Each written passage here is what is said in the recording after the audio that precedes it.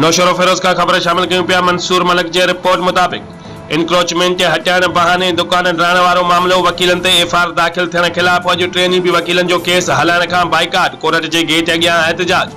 Media सां ॻाल्हाईंदे district bar जे सदर अब्दुर्रहीम अब्बासी चयो त जेसीं ताईं वकीलन जे मथां केस ख़त्म न थींदो असां कमु न कंदासीं। असांजो हिकु ई मुतालबो वकीलन खे वेढ़ाइण, वकीलन ते दहशतगर्दीअ जा केस दाख़िल कराइण वारा जज साहिबान हटाया वञनि। उन मौके ते बार जे जनरल सेक्रेटरी अयाज मरी चयो त भली साहिब वकीलन खे वेढ़ाइनि पर कामयाब न थींदा, असां वकील हिकु आहियूं।